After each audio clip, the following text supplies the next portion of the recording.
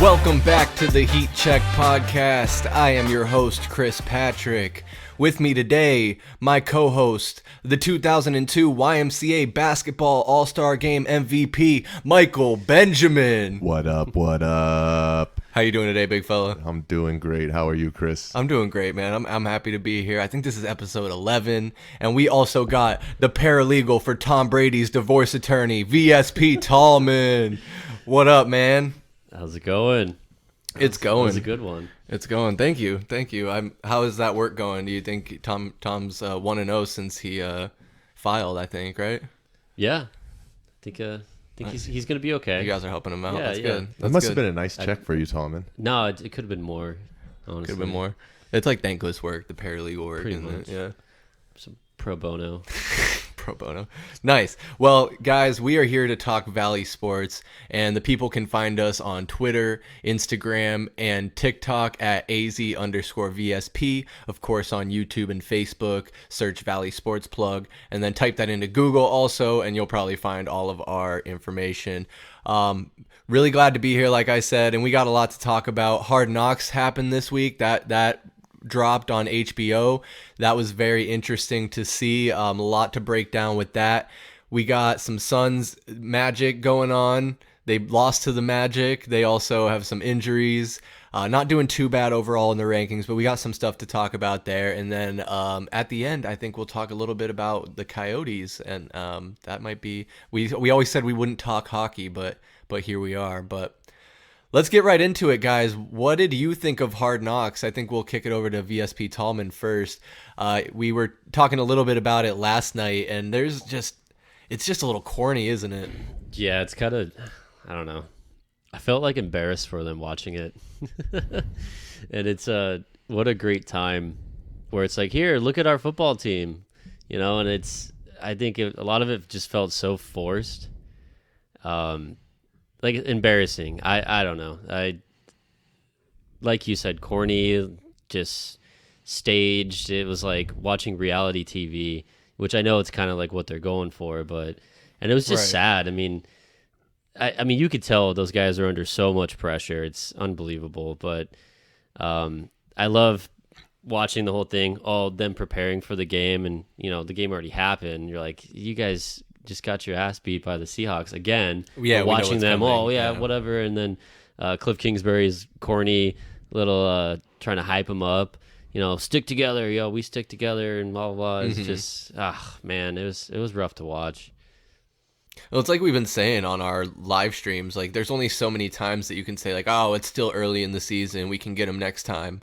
We're running out of times to get them next time. I think we were talking about how we've lost 4 of our last 5 games, the Cardinals have, and the only win coming against the Saints, where the defense was really strong and carried, I think, that effort in a lot of ways. But Michael Benjamin, as far as Hard Knocks goes, what are your overall thoughts on it from what you saw in the first episode? I still think entertainment like that is a cool introspective to take a look into the everyday workings of, specifically for us, our favorite football franchise. So you get to see what some of these guys are really like, their personalities.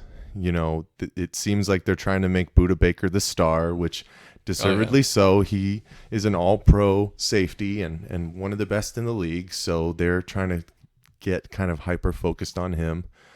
And, it was also a good time to start focusing on DeAndre Hopkins because he just kind of got back into the fold and has started to really solidify himself into the offense once again. But obviously not last week after he got his touchdown. Wasn't really looked at again. Yeah. But I'm with you guys. Some of it is just, it just feels a little bit forced. And I think that's just hard to do in general when the cameras are really right on top of you. Everybody changes a little bit, right?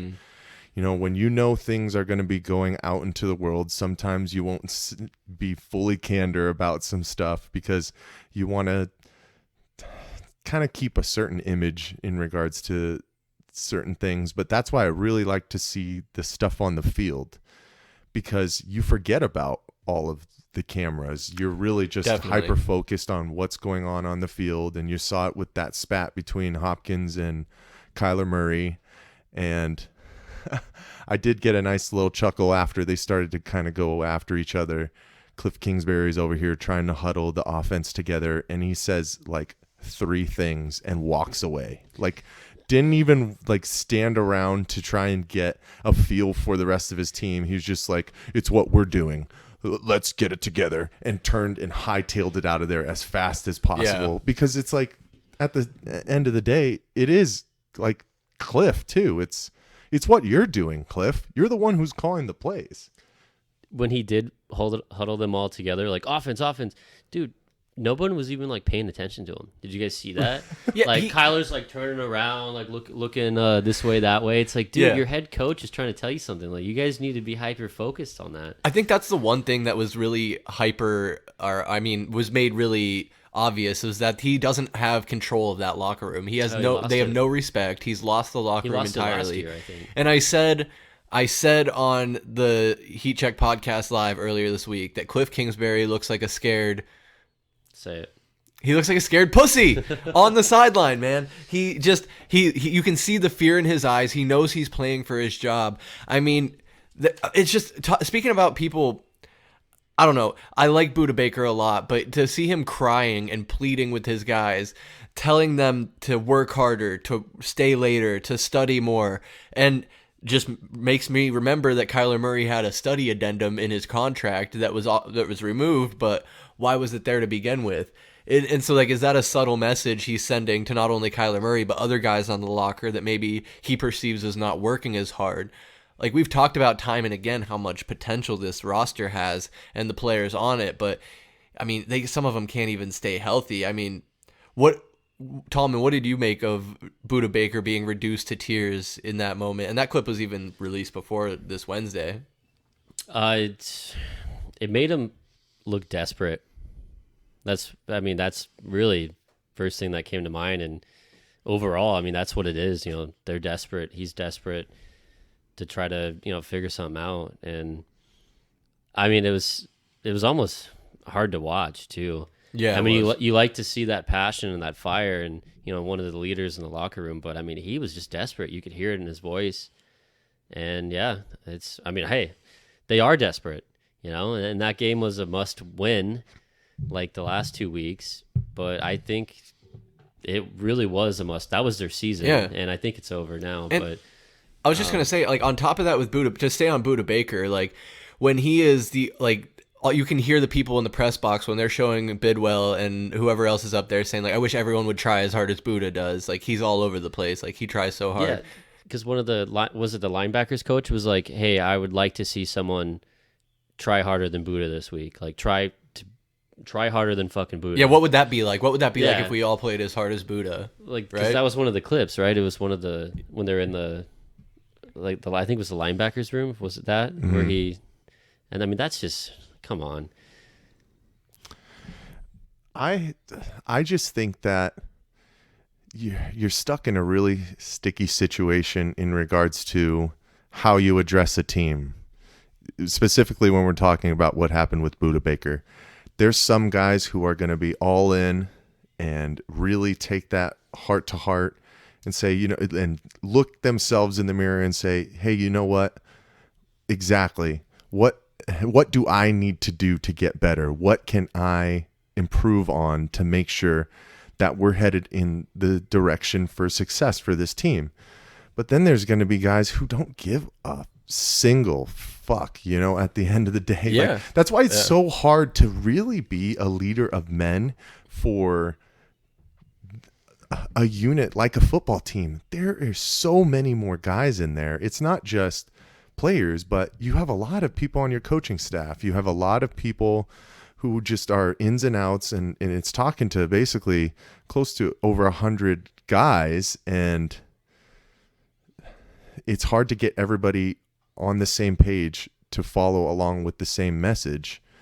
And I mean, going back to when Kliff Kingsbury was addressing that offense, you could see AJ Green in the back, like just literally like looking at the stands, the head in the clouds. Like, he doesn't care at all anymore. His job is basically gone, especially after they traded for Robbie Anderson. But I feel like I would be in the camp that I would appreciate the expression that Buda Baker does, if I were like in that room at the same time where it's like, yeah, man, like I hate losing at home too, but it's also a job. Like, I don't know if you need to be moved to tears to motivate me, but that's just one person. And this exactly goes back to the conversation that I'm having. Everybody thinks a different way, and it's hard to get everybody juiced going forward. Yeah. From that. But I thought it was kind of, I thought it was kind of sad at the end of the day. Yeah, sad, desperate. I think there's a lot to be said for that outburst, and he does play his heart out, so I don't want to take that away from him. But at the end of the day, like, it is sad. It does come off desperate, and it does kind of suck that that's maybe his perception, is that his teammates don't work as hard as he does. And honestly, I think we're seeing the product of that with their overall record right now at 3-6. Like, it's just inexcusable. And when you talk, Mike, when you talk about the leaders of your team and Kyler Murray especially, what do you feel about him telling everyone to calm the fuck down all the time? We've seen it now with on Hard Knocks telling DeAndre Hopkins to calm the fuck down, and when him and Kliff Kingsbury were getting into a spat, he told him the same thing. Is that what your leader does? Is just yell at everyone else around him? It works for Tom Brady, I guess, sometimes. Yeah, it does. I mean, okay, so he can say that, but like, honestly, like, we can't calm the fuck down. You know, like, we need to figure it out and get going. Like, we're at panic mode right now. And I mean, we talked a bunch about him telling Kliff to calm the fuck down. Like, you don't talk to your head coach like that. And how come the head coach is allowing that? Right. But I loved it with Hopkins coming out and calling him out. At least somebody on the team's going to call him out. What did he say? How did you not see me? I was wide open. It was wide open. Like, yeah. give me the ball. And he told him to calm the fuck down. I'll get you the ball. And then he didn't. He did it. Yeah, I know.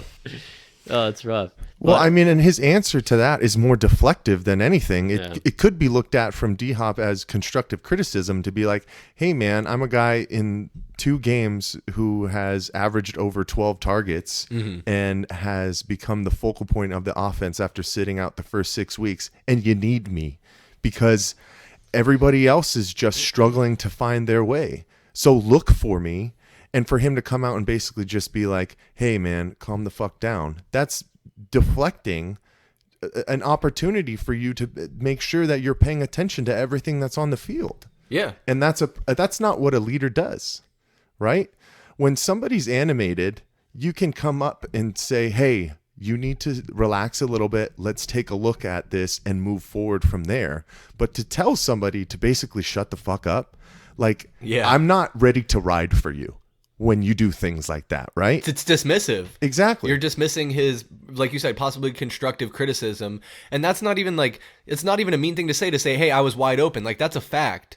And so he needs to respect that and be like, okay, I'm sorry, I didn't see you. Like, it's like, okay, I'll look for you. Like, I'll get you the ball. I'll look for you. You don't have to tell him to shut the fuck up. Like, these are grown men. But I want to also not forgive DeAndre Hopkins necessarily. I mean, in that instance you can, but overall, I think I wouldn't say DeAndre Hopkins looked great on Hard Knocks. He almost comes across like a bit of a diva, where I forget, Cody, which coach did you say it was sitting there hyping him up, and Hopkins was like, oh, am I going to make the Hall of Fame? Yeah, it was Jefferson. What's his first name? Is it Sean Jefferson? Yeah, he's the dad of the wide receiver for the Rams. Vance Jefferson? Oh, Vance Jefferson. Yeah. No, is it Vance? Well, Vance Jefferson is the wide receiver, I believe. Or Van Jefferson? Something around there. Yeah, but it was the dude with the it was Van. Yeah, it was Jefferson. But he's like, you're special. You're special. Oh, yeah. And hyping him up. And like, I mean, I knew the guy was cocky, but I didn't know he was that cocky, man. And when he's like, well, I wish my team would have, done better without me. Yeah. And then I don't know. And then there was what was it? Kliff was talking to the wide receiver coach, and they're talking about how it was such a big difference to have DeAndre on the practice field. Right. It's like, is it really like we can't succeed without this guy? And it's getting to his head. Like, his head's so fucking big he can't even fit through the door. It's crazy. I mean, but the truth of the matter is, even though he's come back, like, there is no success. Like, we've got one game. That one game, yeah. I know it's a smaller sample size, but you can't completely switch the narrative 180 and say, oh yeah, just look at everything that he's done. We've come out the last 2 weeks and looked flat as hell once again. But when Jefferson was like piping him up and that kind of stuff, it was just so weird to see D-Hop like over on the side, and he was like, yeah, you think so? Like, right. Ooh, like, yeah. like, ooh, like, This is not.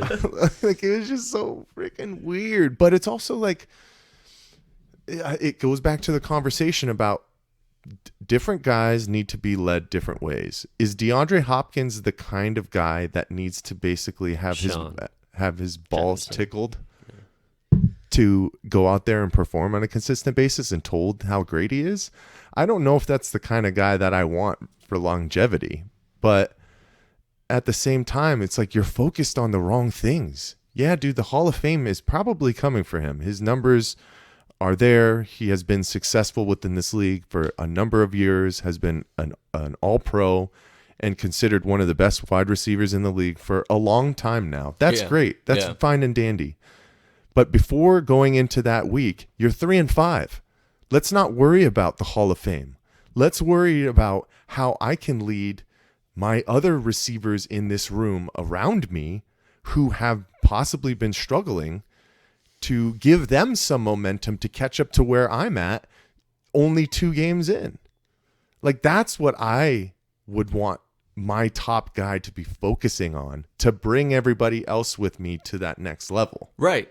Do you think that Larry Fitzgerald would ever be asking and worrying about making the Hall of Fame? No. Even without a Super Bowl, I think he's a surefire Hall of Famer. Oh, yeah. And he will definitely be there. But do you think, I don't think he was ever worried about it. And that's the difference between a true leader and a guy who's just worried about looking out for himself and individual stuff. And while we're still talking about Hard Knocks, before we move on, I do also want to speak on another corny part of it. When they were in that restaurant with him and Isaiah Simmons, DeAndre Hopkins and Isaiah Simmons, and they even had the chef or whoever throw in a couple lines about like, yeah, if you guys played better defense, you would have won, or some like throwaway line like that. And it's just, this is the corniness of all the production. And like you said, Mike, like there is some of that, like when you have a camera on you and a microphone, like it's not going to be natural. Like we even saw that with Buda Baker's sister and whoever that other lady was in the stands. Like you just say like kind of awkward stuff, and maybe like, I don't know, maybe I don't realize, like maybe I say awkward stuff just naturally without a camera on me, but it just all seemed very produced. And I don't know if that's going to get, maybe they'll all get, as this goes on, they'll get more comfortable with having cameras on them and stuff like that. But boy, looks like that this Hard Knocks crew, the film crew, is going to be following a dud of a team unless they can really turn it around. I don't know if it was shown on Hard Knocks or not, but also news I think that was breaking was that Bidwell was watching game film with Vance Joseph and Kliff Kingsbury. And for those who don't know, or if you don't know, Michael Bidwell is the owner of the Arizona Cardinals. He was featured on Hard Knocks. He flies a plane, which is pretty cool. But he watches game film with the head coach and the defensive coordinator. I mean, because the head coach is also the offensive coordinator. Tallman, is that something that's concerning to you? Like, does it kind of remind you of Robert Sarver getting too involved with the team, or do you trust that Michael Bidwell knows what he's doing? Yeah, it does sound like Robert a little bit. That's what that was my first thought. And then it just worries you, just him meddling around with it too much. But I don't know if that's normal. I mean, do we know if that's normal? Does the owner usually do that? You know, I don't know. I mean, I'm not too worried about it. Like Jerry Jones probably does. That would probably be that type of shit. Totally. But then you got to think, because Michael Bidwell was the one that put that study clause into Kyler's contract. So if he's sitting there watching game film with the coaches, he's probably sitting there like, shit, my quarterback, the guy that I'm going to pay over $200 million, he's not that good. He's got to get better. So I'm going to put this clause in there. So I think that him watching all that game film and talking with the coaches, I think that was probably the main reason why that clause was put in there. And I don't know. I'm not too worried about him watching film, but is that normal? Who knows? If I was an owner and a fan of football, I would probably do the same thing, because I just want to be involved. I want to see what's going on with my team. I want to hear from my people that I hired to be bosses on what's going on and what they're seeing on a day-to-day basis or a game-to-game basis. Now, there's a large difference than if you're going into the game film and saying, oh, you know what, I like these plays that Isaiah Simmons has been, he's been really great on the run. We need to get him more involved on run down defenses. Like directly getting involved in the game plan. Yeah, or, I haven't seen Robbie Anderson get put into situations to catch a ball yet. Let's make sure that he's out there 60% of the snaps. Now, if that was the case, and obviously we don't really know if that's the case, that becomes a problem, because you hire your coordinators and your coaches to be the football minds to handle the game plan. Yeah. But if you want to be an owner who goes in and just hears kind of what's going on, it's basically like, when management has a weekly meeting just to see kind of where you're at. I mean, that's not different from any job. Professional football at the end of the day is a job. So if the guy who owns the whole thing, who has to pay all these guys a whole boatload of money, wants to see what you're doing, I'm okay with that. Like, I don't have a problem with that.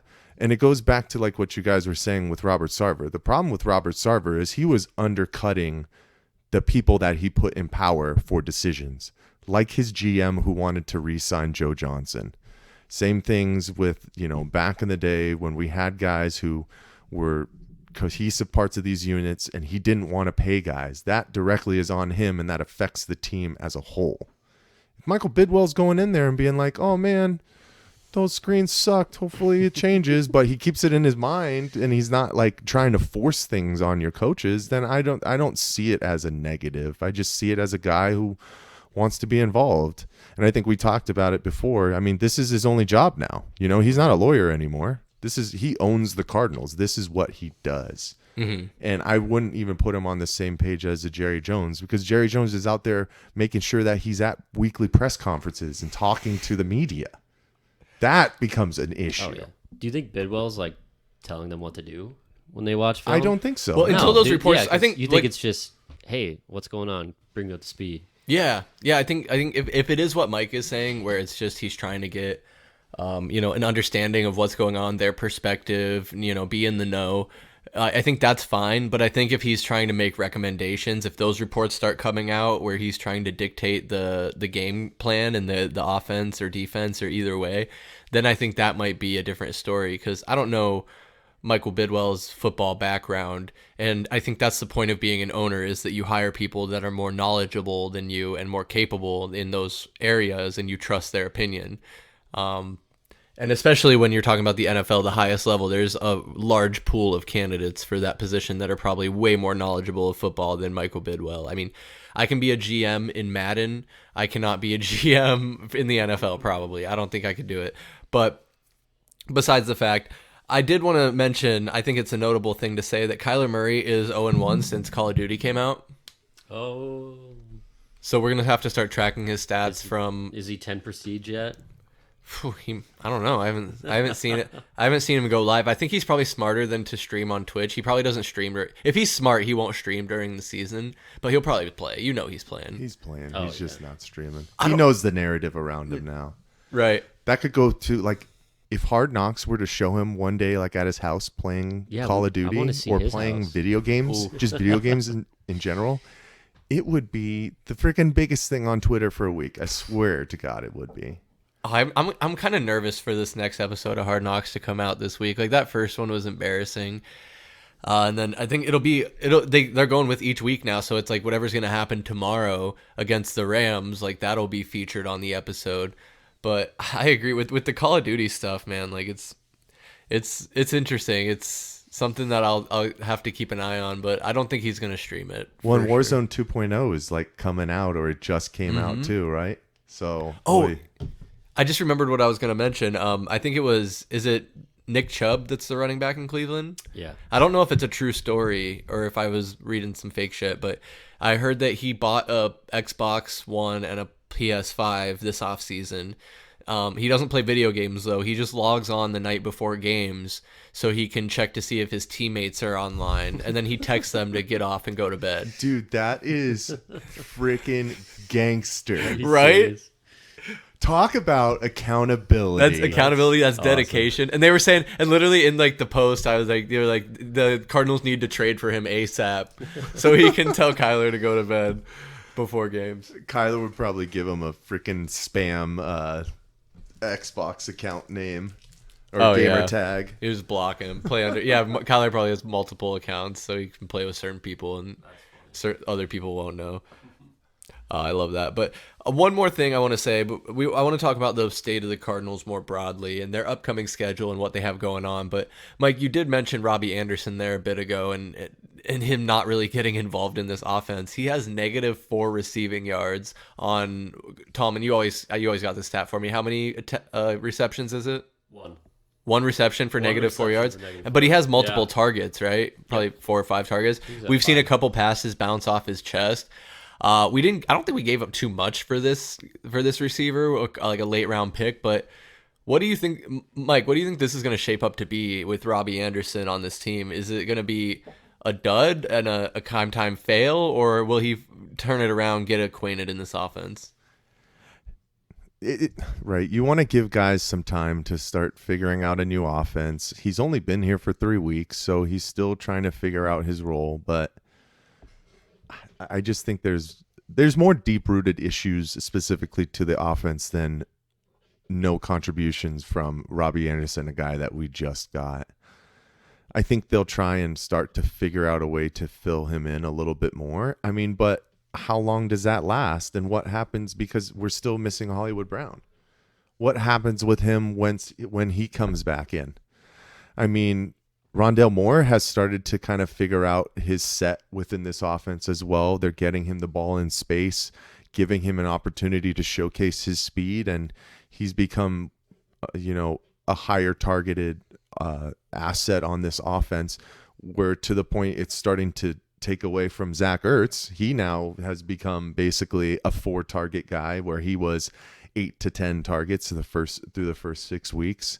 So there's just give and take. The ball can only go around so much. But we were talking about some of those stats in regards to the absolute non-air raid offense that we have in regards to our inability to throw the football down the field at all, more than 30 yards. You'd hope that they'd start to work into the script, within those first 15, 20 plays that teams normally do to start a game, because you want to have something on paper so you can hopefully get some momentum going, and then you adjust throughout the game as it goes.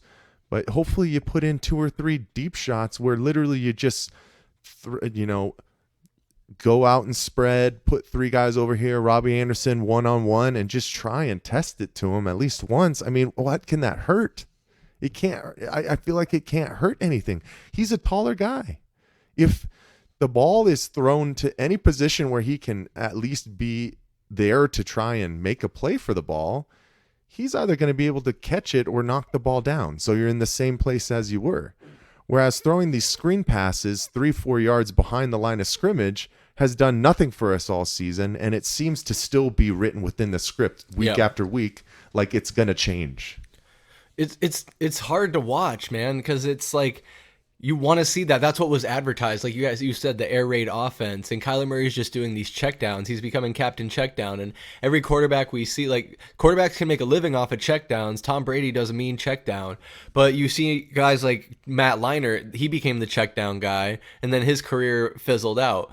So if Kyler Murray's scared to throw it downfield, or if it's Kliff Kingsbury who's scared to draw up plays to get it downfield, I don't know if we just need to get and put all of our money in the offensive line, but it seems like they went the other way, and they just want to put all their money into these wide receivers and filling up Kyler Murray with weapons. But Kyler Murray's shown that he can have all the weapons in the world, but if he doesn't have time to get out or around or give himself space to see these receivers downfield, he can't get them the ball. I mean, Tallman, like, what do you think about the wide receiver room and Kyler Murray in particular?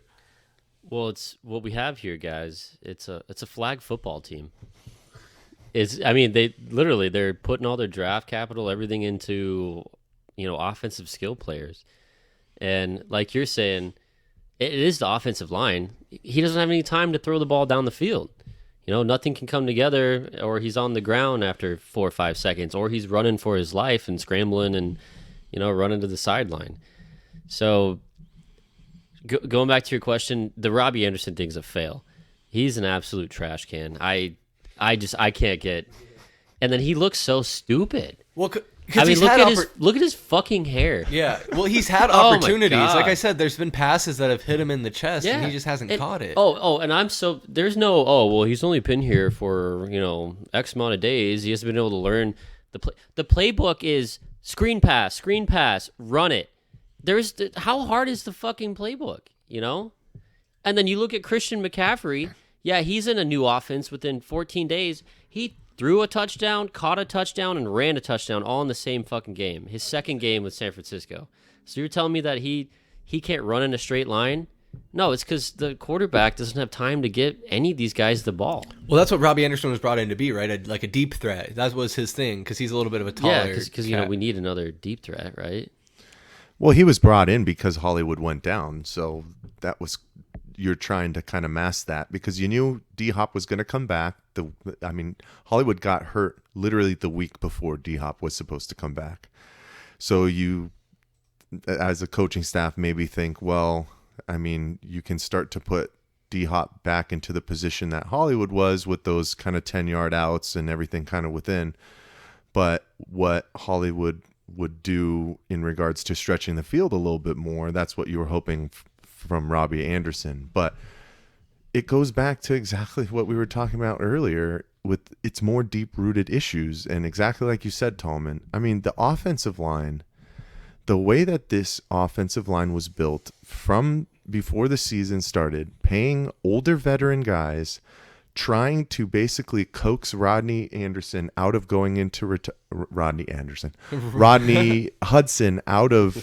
retirement.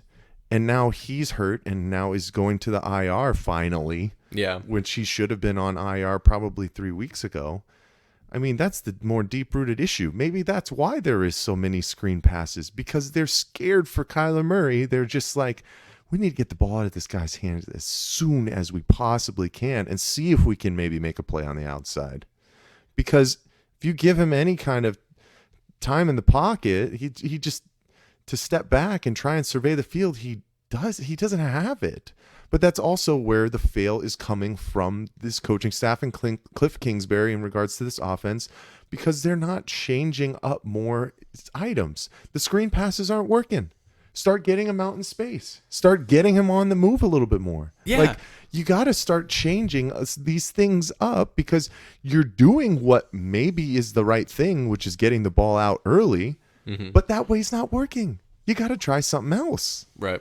It seems like their whole offensive game plan is so scatterbrained. Like, I'm not a football expert. Obviously, you guys know I'm a basketball guy. But from what I know is there's a fundamental way to play football where you establish the run to be able to open up the play action. And there's no sense of that whatsoever. There's whatever trick plays, whatever gadget plays, whatever you want to call it, whatever they're running just doesn't get it done. Like, it was embarrassing when, was it Greg Dortch threw the pass to James Conner? He got the first down. But then again, that's another thing. James Conner is starting to show his old ways of not being able to stay healthy. And that kind of hurts their ability to establish the run. When you put it on Eno Benjamin, who has shown ability to hold his weight somewhat and to put up some yards, but the play calling just seems haphazard.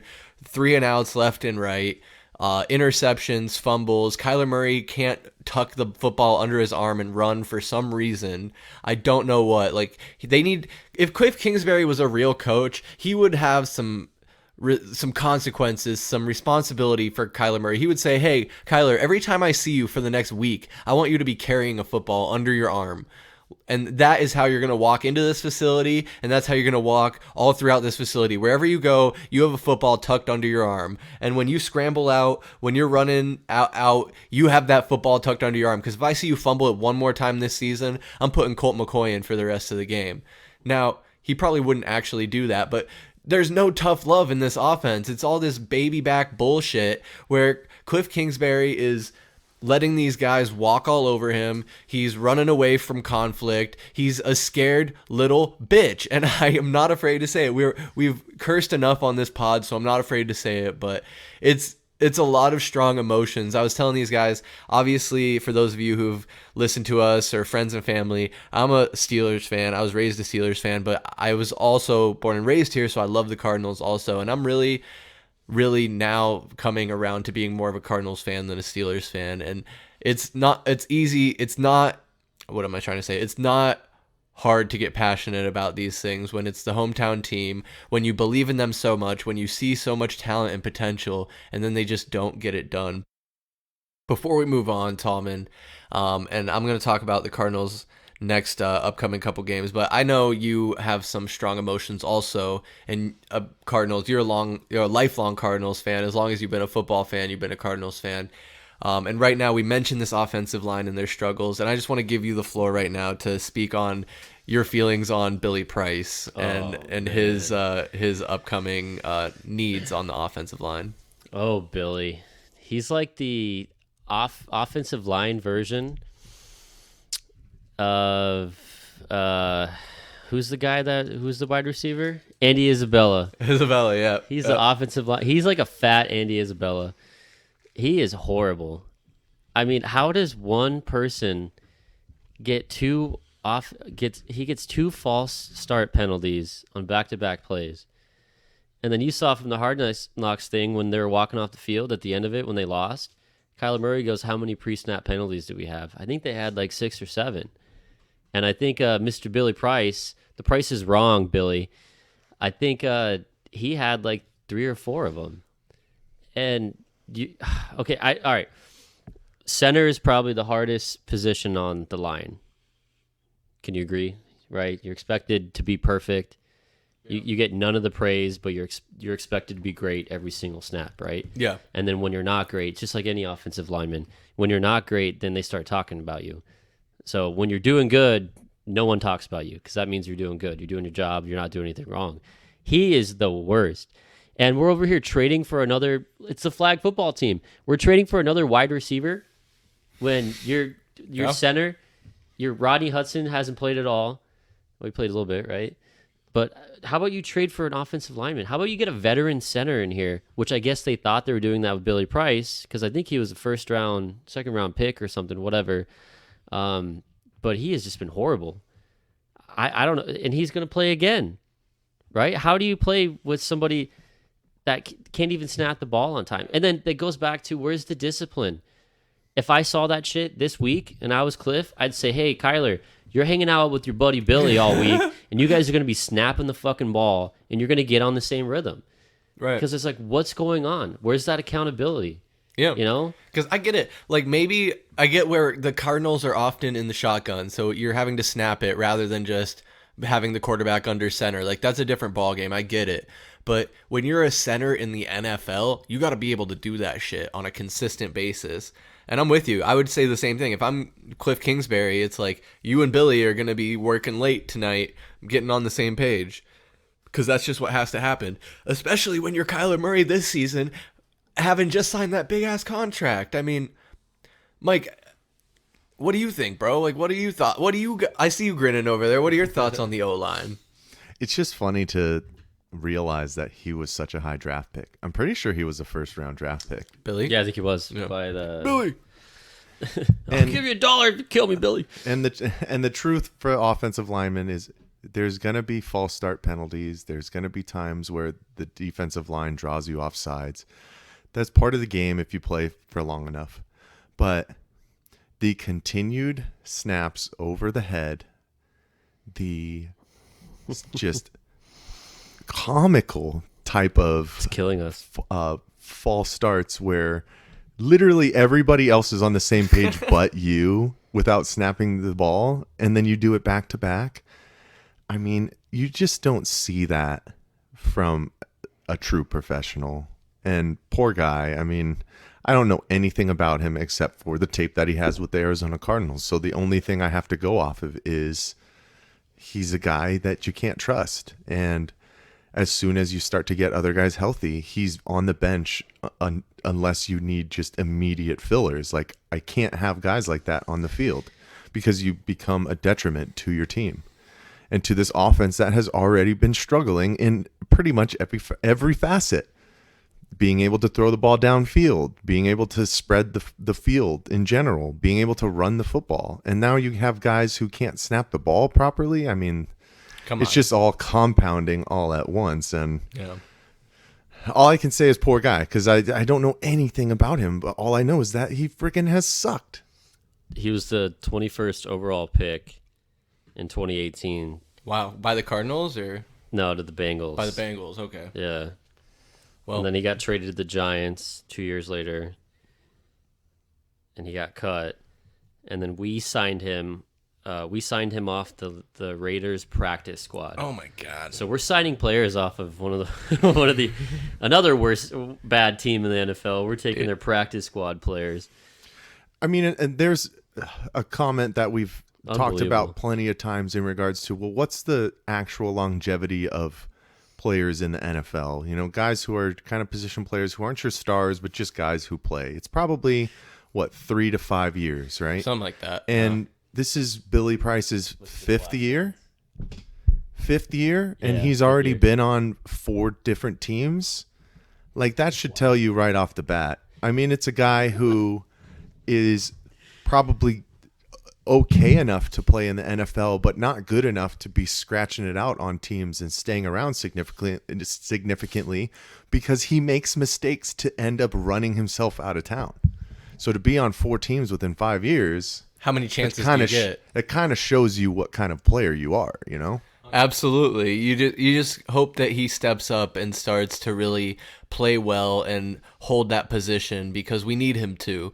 And it's going to be hard if the offensive line continues to struggle and Kyler Murray can't get the ball downfield. But just to look at the Cardinals' schedule coming up in the next 5 weeks, they're going to be at the Rams in Los Angeles. Then they'll be down in Mexico City against the San Francisco 49ers, be back at home against the Chargers, and they'll have their bye week finally. They'll need that break, and I'm very much looking forward to that for them. But then after that, I think between now and then the next time we'll record a podcast, then they'll be back at home still against the New England Patriots. So a tough schedule and some competition I personally worry about. I think it's going to be a hard-fought game tomorrow against the Rams. I think it can be close. I think the Cardinals could win that game, but we're going to have to see. The 49ers are a really tough team, but that aspect of being on the road in Mexico City is an interesting prospect. It could make it kind of a toss-up, but we've seen Christian McCaffrey just playing really well since he got traded there, and they're kind of really firing on all cylinders. So very interesting. The Chargers, honestly, Los Angeles Chargers, not the team that we've expected them to be. Kind of struggling a little bit. Justin Herbert is good, but that game could be close also if the Cardinals really start getting momentum and playing well going into that game. And then, like I said, that bye week there is going to be much needed after that schedule of being on the road, 1 game at home. But then the Patriots, another team that week in and week out, they will compete and they'll fight. Mac Jones is a good quarterback, and even their backup. Cody, who's the Patriots backup? Bailey Zappi. I don't like coffee. He doesn't like coffee? Bill Belichick doesn't like coffee. Oh, Bill Belichick doesn't like coffee. Yeah. Ay. I don't know. The Patriots always seem to find a way, and that could be a team where we really have to bring our A game and really is some stiff competition, as are kind of all these teams. I mean, for the next 5. Like I said, and I highlighted, the bye week is really going to be welcomed, I think, by a lot of Cardinals fans, myself included. But Mike, I want to kick it over to you one last time for the Cardinals. What are you thinking of the next 5 weeks here for them? It's tough to sit here and look at the schedule and be in the predicament that we're in, basically looking and stating, man, the Cardinals really should have a shot at all of these games, but they haven't proved anything to us. So, you know, I'm kind of low right now, right? I'm not at the bottom of the barrel, but I'm kind of low. I think one thing that's crazy to also realize is 3 of the next 6 games are going to be on primetime television. You got the Niners on Monday night on November 21st in Mexico City.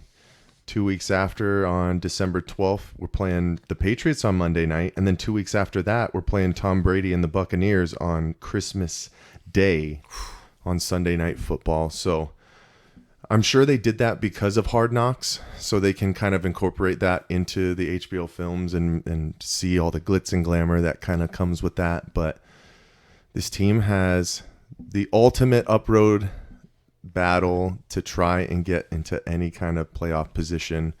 Right now, all of our hopes and dreams are very, very dim, but it's got to start tomorrow against the Rams, hopefully against not Matthew Stafford. And who's the backup for the Rams, Cody? The Wolf of Wall Street. John Wolford. John Wolford. Formerly of the Arizona Hotshots. So, I keep saying this kind of stuff. Hopefully you can get a win to get some momentum going forward, blah, blah, blah, blah, blah. But this is a big one. You just, game at a time, dude. You have to get this win, especially for what they did to us in the playoffs last year. Got to get a win in Los Angeles and see what happens after that. Yeah. They got to get it. They got to get it done. The Cardinals got to start winning some of these games. No matter if the competition is tough or not, these are winnable games. They are a good team, especially on paper. And we've talked about the offensive line and their struggles. But the Rams are struggling too. The Chargers are struggling too. The Patriots are not the world beaters by any means. Yeah, they have an above 500 record, but they're fallible. These next 5 weeks could be pretty good. I'd like to see them at least be 3-2 in these next, or I guess they only have 4 games, so 2-2. Or 3-1, even better. I'd like to see him at least be 2-2 though.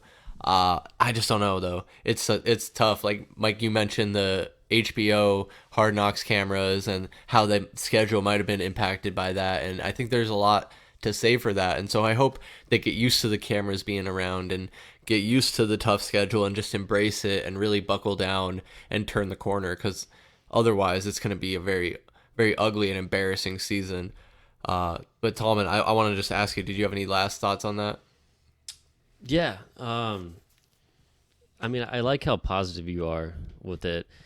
I mean, we already lost 3 division games.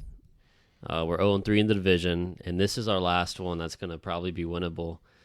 So, I don't know. I like your optimism about it, but I'm not feeling the same. I'm going to be really negative, and I think we get beat by all 4 of those teams. So 0-4 through this next stretch? Yeah, we're not going to be able to beat the Niners. If we can pull together a win tomorrow over the Rams, great. New England, we're going to lose. It's going to be rough. So, yeah. I think it'll be interesting to see when we convene again in December and check in again on where the Cardinals are at.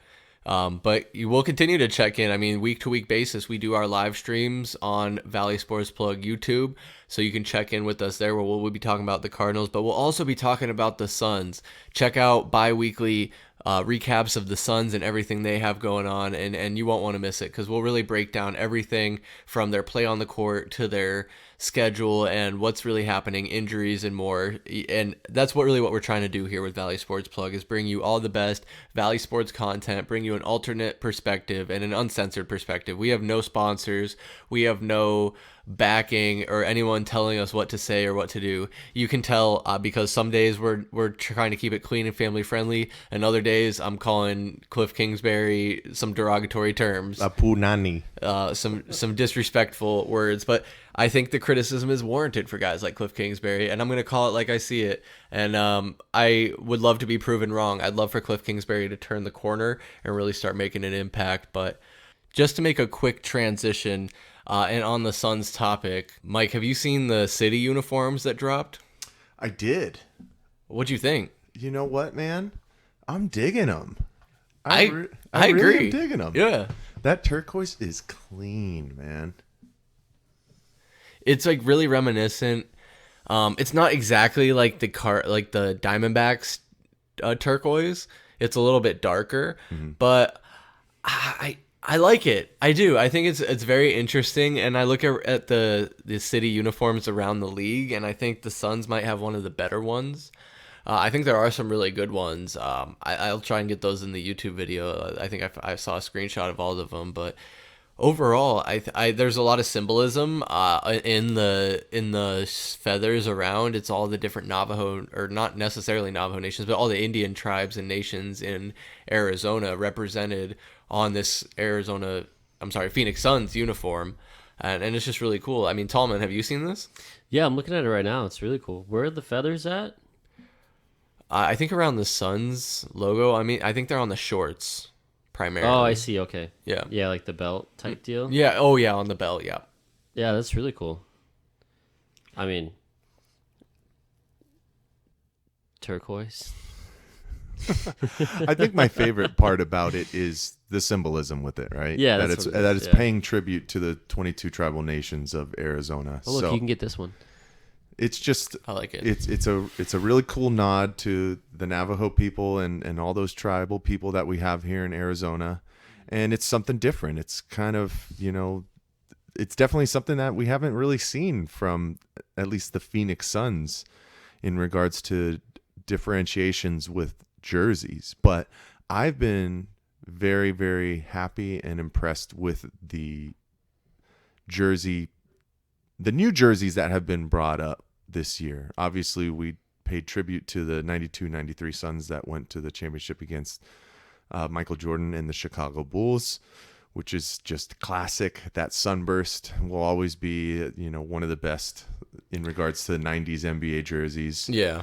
The all black jersey that we have this year, which basically kind of took place for the Valley as well. I know the Valley was technically the city jersey, but that one is super clean as well. And the white and purple ones that we've had the past couple of years have been pretty clean and tight. And then to add something like this, it just gives you, different diversity that you can have on the floor. I know they changed the actual hardwood as well to kind of fit within those jerseys when they play at home as well. So I've been very impressed, and I'm definitely excited to see them put those on for the first time. I think coming up next week. Wow, that soon? Yeah, I'm excited. I mean, like I said, they're a little bit like the Diamondbacks have the turquoise. I don't know if that was necessarily directly to be a tribute to the tribal nations, but Arizona does have a very rich history of Native American culture, and I think it's really awesome that these teams are incorporating this. Like, Tallman, what do you think? What would you think about the Cardinals doing an alternate jersey that incorporated some turquoise? Idea of it sounds great. I couldn't picture it. Like what the execution would look like. Yeah, the Cardinals with the turquoise jersey. I don't know. Well, I think it would probably be like more turquoise trim. Yeah. You could do like a black with turquoise trim or something. Oh man, I hate their black jerseys. What if that was the Color Rush uniforms? Solid turquoise, like the Dolphins turquoise. Yeah, right. Oh Lord, I don't know. I couldn't picture it. I mean, like I said, the whole background to it and what it would stand for is great. It's a great idea, but I don't know. I don't know if I couldn't picture it. I don't know if I would be a fan. For the Cardinals, I'm kind of in the camp where I think they need a little bit of a rebranding reset. You think so? I think they do. And it's going to be hard because you're a Cardinal. Like, how can you really change that logo? But just like the color patterns on some of their uniforms, like they're red and white where it's predominantly white jerseys. Like, I've never really been a fan of those. It's either all red or all set colors for me. Like, I think that looks way cleaner than some of the like pockets that they've done with their jerseys. Basically, and it's basically been the same stuff since 2006. Yeah, their jersey. You know what I mean? Like, even throughout their entire history, their jersey hasn't really changed that dramatically. I mean, it's either all one color or all the next. Like, they do have some cool alternates, like the all black. I like that, unlike Tallman, but I don't know. I like the all black's cool, but like they wear the black jersey with the white pants. I don't know. but yeah, I don't like that. I'm not a fan of the black helmet either. The new helmet. They just finally released a new helmet and a new alternate helmet. So they're trying to kind of start making some changes in that regard. But yeah, the black helmet. I only want the black helmet if it's with all black jerseys. Yeah, see, that would be cool. That would be sick. Like, yeah, I'm telling you, black tops, black bottoms. Yeah. Because either than that, it just kind of looks a little bit out of place. Like it's too top heavy when they do the black jerseys with the black helmet and then the white pants. Yeah, I'm with you. Or they wear the black jersey with the red pants. Do you remember that? Ooh, I don't remember seeing that. They did that one time. It was weird. That is a weird combo. But I like the all red. All red is clean. The all red, you can't go wrong. Can't beat that. I just think they need it's been long enough. It's been long enough. They need to do a little bit of a change, and not just changing the helmet color to black. I'm saying restructure the logo just a little bit. You don't have to go too crazy. Change up some of the main color patterns that you have for your jerseys and do a little bit of a rebranding. Yeah. I don't think it's that hard to ask. Let me ask you this. What would you guys think if they had an alternate helmet that just had the Arizona flag on it? That'd be cool. Like the way that they used to have in the 90s, that patch, the Arizona flag patch on their jerseys. I like that. I always loved that. I don't understand how you couldn't keep that in the stuff that you have now. It's so easy to incorporate, and it's like a sense of, I don't know. I really like that too. There's a lot to talk about. And I think that it's an interesting conversation to have when you're thinking about alternate uniforms. And of course, they have to conform to the NFL standards and what they allow, and the people they sponsor and partner with, whether it's Nike, Reebok, Adidas, whoever's making the jerseys at the time. I think it's Nike right now making the NFL jerseys, right? Nike has a pretty strong hold on the market. A lot of NBA teams are either Nike or Jordan, as far as I know, but Adidas gets in there. I don't know. Anyway, I really do like the new Suns alternate jerseys and the incorporation of the turquoise. And I think it would be really cool if the Cardinals did the same type of thing. Of course, the Diamondbacks do have some turquoise in their original, and they still pay homage to that. So it seems like it's kind of a Valley trend. So I'd like to see it. And speaking of which, and Valley trends, the Arizona Coyotes have the Kachina jerseys, and they kind of pay homage a little bit in that way. And to kind of transition into that, I have this article from arizonasports.com, and it starts out here. The Tempe City Council voted Thursday to schedule and prepare for a May 16th, 2023 public vote on a proposed arena and entertainment district that will be the future home of the Arizona Coyotes. Under law, it's required the city makes a public call for a special election 180 days ahead of the special election. Before the special election happens, the city council itself at the end of this month must approve three things: a development and disposition agreement, a general plan amendment, and a zoning addendum. The Tempe City Council has scheduled meetings for November 22nd and November 29th. If any of those items do not pass, then there would be no need for a public vote in May. So what do you guys kind of think? I know I don't live in Tempe. I'm kind of out here a little bit out east. So is Tallman. But Mike, you're kind of out in that area, in the Chandler Tempe area. So what's your thoughts on the potential entertainment district and proposed Coyotes Arena? I feel like it only makes sense because we've tried the experiment in Glendale for a team that plays multiple times a week, and it just hasn't come to fruition. I think the Cardinals are successful in Glendale because it becomes an all-day event if you go to a Cardinals game, right? You're going out there early. You know there's going to be some traffic, but you're going out there early to either go grab a bite to eat, maybe do some tailgating, then get into the stadium a little bit early, see the sights and sounds, maybe check out the team shop, and then watch the game and go home after. And it's really an all-day event. Whereas some of us here on the east side, it's really hard to make that trek out there, especially if you have games at 6:30, 7 o'clock. Trying to fight that rush hour traffic to get out there is near impossible. And we've seen the problems that have come with that in regards to attendance with the Coyotes. Yeah.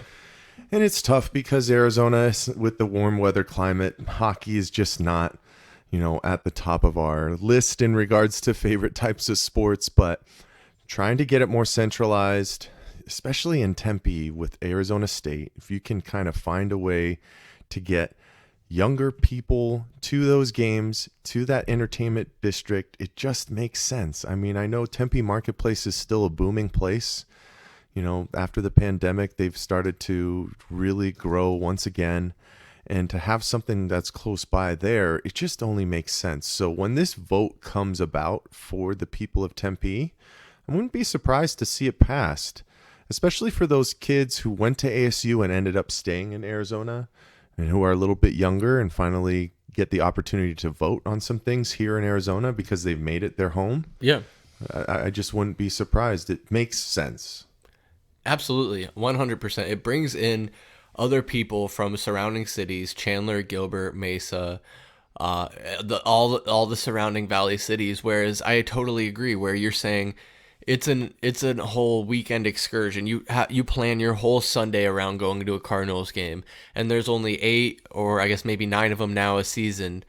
These home games that you go to for the Cardinals, whereas a Coyotes season, it's a lot longer, and they will have many home games, and it's not easy to go out to Glendale on a Tuesday night when you live in the East Valley. It's just not, it doesn't make sense. So to have them up in Tempe, I think would be an incredible opportunity. And even where I live out in the far East Valley, out in like the Queen Creek, Santan area, it would still be a potential opportunity for me to make it out there. Even though I mean, I get used to the drive. I'm sure Tallman can attest. He's out this way too, but Oh yeah. Tallman, would you go to more Coyotes games if they build this entertainment district and spend some time out there? Yes. And I say yes now, but it's like, well, how come we don't go to more Suns or D-backs games? Granted, it's Tempe is not downtown Phoenix, but yeah, that would be exciting to have them a little closer to home. I wish they would have done that when I lived in Tempe. Man, like 10-minute drive, go watch the Would have been Yotes so game. close. Yeah, 10-minute drive for a $10 ticket. Oh man. Yeah, that would have been fun. I think it would be great. I bet you they approve it. Are they going to build it? What's the proposed site? Is it still Big Surf, or do they throw out any locations? Let me see if There's not a lot of room to build in Tempe, especially something so big. Well, I guess they also mentioned in the same article on ArizonaSports.com that the city of Phoenix and Sky Harbor Airport have strongly pushed back against the proposed arena. The parties even sent citizens of Tempe, Scottsdale, and Phoenix mailers pushing against the proposal. The land at Priest Drive and Rio Salado Parkway sits under the flight path. So that's, I think, kind of by the what do you call that? Is it the mall where like Dave & Buster's is and Tempe Marketplace? Tempe Marketplace. Is that kind of up where that area is? Priest Drive and What did Rio you say, Salado? Priest and Rio Salado? Yeah.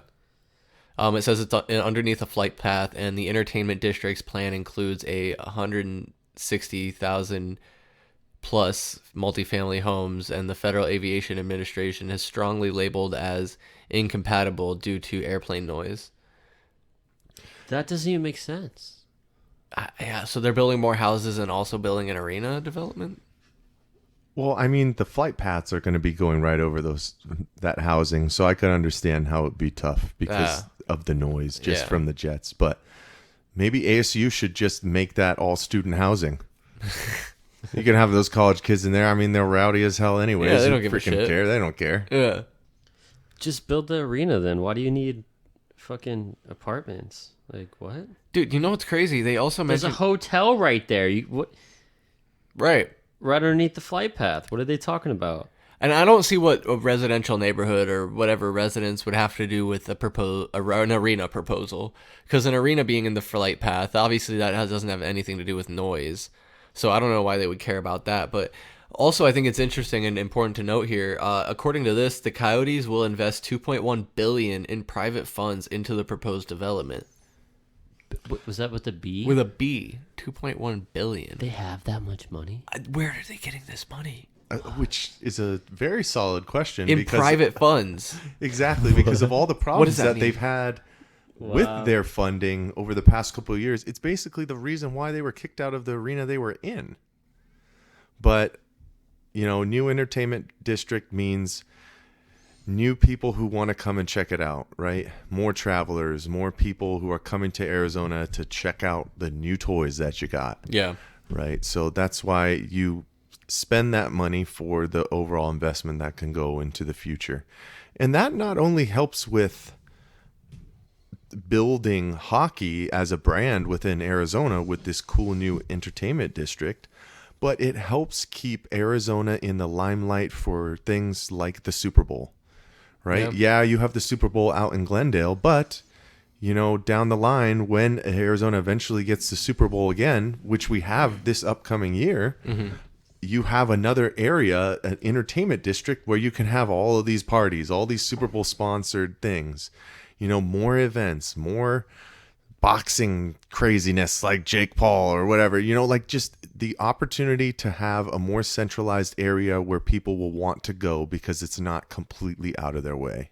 Will it adjust some traffic and different things like that? Yes, but it's something more centralized to the East Valley, which we don't have right now. Everything is either Phoenix or West Side in regards to our major sporting events. So if we can get something out here, man, sign me up. I think the crazy thing right now is, since the Coyotes are playing in Mullet Arena, which is the new Arizona State hockey facility, trying to get tickets for that is like basically good luck. Like, you got to have some good connections, or you got to be ponying up. Yeah, it's small. It's small. I know it's small. Yeah, I think it's 5,000 seats. So they're selling out every single night. But they're selling out because it's the new thing. So intimate. Right? It's the new thing. Yeah, it's the new thing. 100%. It's intimate. You're right on top of the ice, basically. And I feel like we've been seeing tickets no cheaper than $200, $250. That would be such a good time. But no way I'm paying that much to go see him. Yeah, probably not. I'd probably have to cut a good deal. When is Valley Sports Plug going to get press passes? Well, make sure you're tuning in. We might get there one day. God. Yeah, we're putting all this content up on YouTube. We got some content on TikTok. We're always posting on Twitter and Facebook to let you know when we're streaming, when we're posting. Like I said, we got a lot of content going on. We're going to give you recaps of the Suns and the Cardinals. Who knows? Maybe even when the D-backs kick off their season, we'll start doing some recaps of what they got going on. More probably on a month-to-month basis, but we'll see. Also, make sure you're tuning in. Like I said, we do a lot of content during the week. Every week we try and do at least one live stream. We got the Heat Check podcast live, which is the partner to this podcast here. We also got the Valley Sports Plug roundtables, where we bring on all our friends. Ian, my brother. He hasn't been on in a while. Matt, Davey. You know all the guys. Ben Miller out in Texas, and much more. We're gonna have more content. We even got a guy that might come on and talk some Arizona Coyotes and hockey with us. So I mean, just be looking out. That's all I'm saying. But guys, this has been so much fun. This is the Heat Check podcast. Tallman, I wanna ask you, do you have any last words? Anything else you'd like to say before we head out? The only thing I have to say is, who the fuck do they think they are, charging $350 for a ticket to a college arena for the Coyotes? It's the hottest ticket in town, brother. You got to be kidding me. No, you know what the hottest ticket in town is. It's not the Coyotes ticket. It's the Tallman ticket, baby. It's the Tallman ticket. I didn't believe Mike at first, but holy hell. Okay, maybe I'm not going to a Coyotes game anytime soon. Maybe not till they build that entertainment district. Yeah, right. Yeah, please build it so I can afford a Coyotes ticket. Didn't think I'd ever say that in my life, but yeah. Tallman, last thing I want to ask you, though, before I pass this over to Mike for his last thoughts. By the time I get this podcast edited and out, the game tomorrow will probably be over. So the Cardinals, will they beat the Rams? Oh, shit. Yeah. Yes. I think we pull it out. If we don't, all right, and you're listening to this, Kliff Kingsbury is going to be fired. If they lose, he loses his job. I don't disagree, but I don't also. I think they have a chance to win. I don't know. I think they have a chance to win. I'll be optimistic. I bet you we win 24-17. With Colt McCoy leading the charge. There you go. It's either that or it's going to be like a fucking 10-9 game or something. Yep, 9-6. Yeah, no touchdowns. 9-6, no touchdowns. 9-6. All right, Michael Benjamin, last thoughts. What are you thinking? Well, as always, we love y'all. We appreciate y'all. Make sure you follow us on socials. Make sure you stay tapped in. We got a lot of awesome stuff coming up as well. Chris, Tallman, I love y'all. Appreciate y'all more than I could ever express. I love you too. But Cardinals, let's get some momentum. I want to keep seeing some cool stuff on Hard Knocks, getting to learn some of these guys. Hopefully not so much crying. I'm fucking tired. But that's it, man. I like it. And I couldn't have said it better myself. So for the fellas here, Michael Benjamin and VSP Tallman, I'm Chris Patrick. This was the Valley Sports Plug Heat Check podcast, and we will see you next month for the final episode of the year, and we will continue on into the future. So thank you guys for sticking with us and tuning in, and until next time, peace.